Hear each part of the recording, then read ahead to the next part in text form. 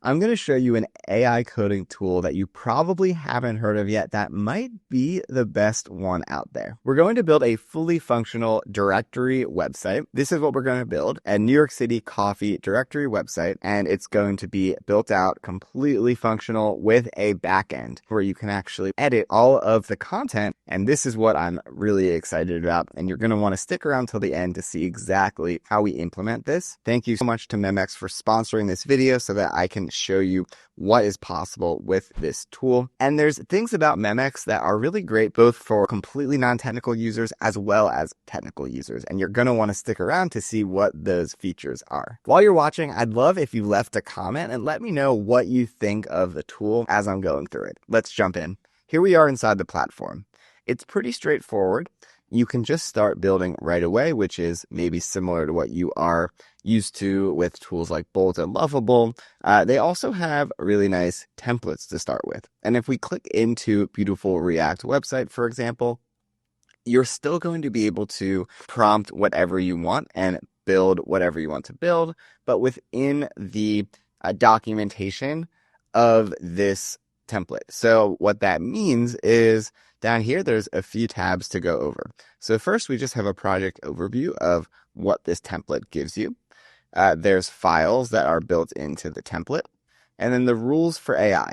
So this, if you scroll down, it's essentially a system prompt telling the AI exactly how to build a beautiful React website. So by using this template, you're going to get a better result right away than you would just from starting from scratch. So in this video, we are going to use the beautiful React website template. So I wrote a prompt, build a beautiful directory website showcasing coffee shops in New York City, and the design should be Apple level quality. Before we actually send this off, I want to show you the settings feature here that we have. So first, you can add more custom instructions. And then there's a few different features down here. I'm going to leave them all on default, but if you want, you could change these. So first, code execution is going to happen automatically by default, but you can turn it on manual. So you will be asked to approve each run. For max turns, we can turn it off, so it just continues, but limited to 25 is what we're going to do for now, just so it doesn't go on forever, just in case. We'll keep long context off for now since it's in beta, but we can always turn that on in the future. Thinking, we'll keep that on, and then thinking level, you can change the level of that. We'll do balanced as well. So I'm going to save these settings, and I like how kind of has these in a really easy to understand way. And then finally, you have build mode and just chat mode. So build mode is actually going to write the code. Chat mode is just going to let you chat about what you want to build. So let's send this off. And then right off the bat, we have this little pop-up where we're going to see that it's creating the project and getting started. Here we can see the AI is working, and this is similar to maybe other tools you may have used in the past where you have this chat interface. But you're going to see really soon what sets this tool apart and how it's different. So right now, Memex is building out the project directory, installing dependencies. This is things that if you weren't using a tool like Memex, or if you're using Cursor, for example, you would have to do it yourself or ask the AI how to do it. One thing that's nice about Memex is it's just doing it all for me. And if we go down to the bottom, we can see the directory on my local computer that it's building this out on. So this is a little bit different from something like Lovable, where it's all in the cloud. This is coding on your local computer, and then you can always sync it to GitHub later on. But to start here, Memex creates the directories in your local computer. What I also like is how the agent is telling me what it's doing, and then it's very easy to see what it's doing, and then the code itself is just underneath that. So I can see here it is creating sample data for the New York City coffee shops, and now it's telling me it's creating the main components and the hero section. So it's really going step by step through the process and telling me exactly what it's doing. So I'm going to check in right here. First of all, something that's nice about Memex is it made a little sound on my computer, so I knew that it was ready for me to check in. Here it says it paused after reaching my limit of 25 turns. So we talked about this before. All I have to do is click resume, and it's going to continue working this out. This is especially important when you are first building out the app, when it's very likely to take longer to get everything started.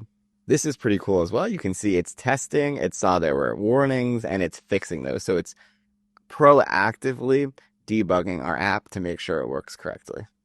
And here we are with our first draft. Now, keep in mind, this was literally a one, maybe two sentence prompt that I wrote, and it used the template, which helped us get this really good result.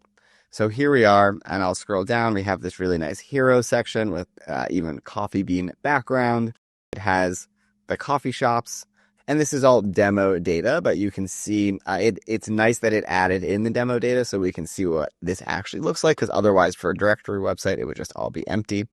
It added neighborhoods. It looks like it added in some just like demo images, but of course we could add in correct images here. So let's click into Williamsburg. Okay, and then now it basically just added a filter, and now it's showing us on the same page. So it does this as basically a one-page app, and then we have our filters here. And then if we go back to Memex, we can see it created a README file, which is really great because this is basically describing what the app is, which is something that the AI is going to reference later on when making improvements.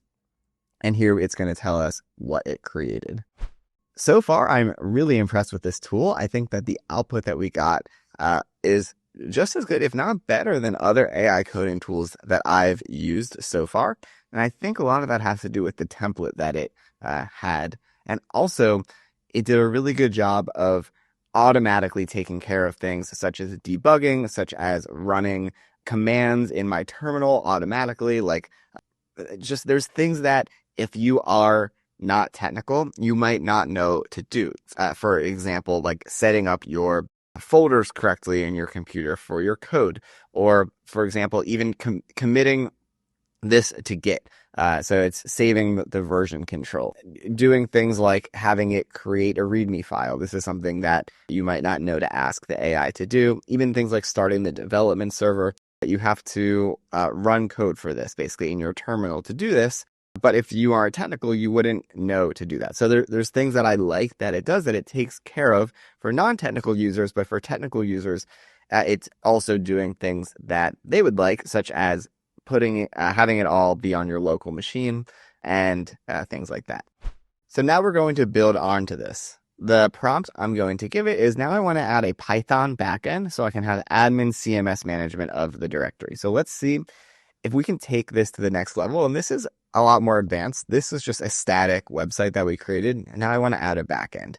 So I'm going to send this off, and let's see how Memex does. And right off the bat, we can see it thought about what it wants to do. And it says it's going to add a Python backend with FastAPI to provide admin CMS functionality.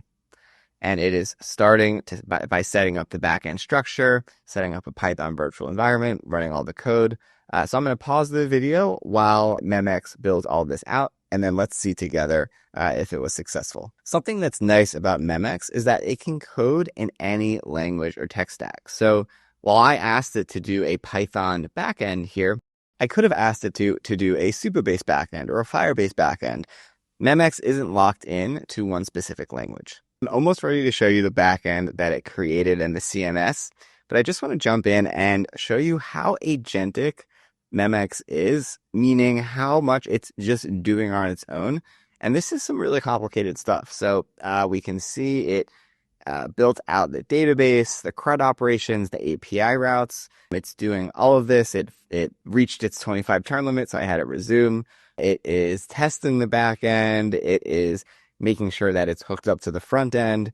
It's doing a lot here, and it's still working. I'm really excited to show you what it looks like once it's completed. The AI has finished building out the full backend, and here we are in our admin page, and we can see we have the ability to add coffee shops. I can click there, add shops, add new neighborhoods. I can go into the coffee shops and edit them and control all of it. So it's built out this really nice backend, and I can click on coffee shops or neighborhoods and manage all of it. And this is real backend data. The one thing I want to check is when I go to the index page, now it looks like this instead of actually the front end that we saw before. So what I'm going to do is copy this. I'm going to go back into the chat, paste in that image. So you can add images to the chat, which is nice. And I wrote a quick prompt to say the backend works, but on the index page front end, I got this message, so I attached the image. And let's send this away and see what's happening. And just as a general tip when you are building with AI, it's always good to be able to describe exactly what you see. And images can be really helpful as well to just let the AI know exactly what's happening. This is the best way I found to debug. Okay, cool. So what it's telling me is it looks like I'm actually visiting the wrong URL, and it's going to give me the correct URL. So that's nice that it is able to understand all that. All right, cool. Okay, I see. So I was on the wrong local host. The backend is on localhost 8001, but the front end is on 5173.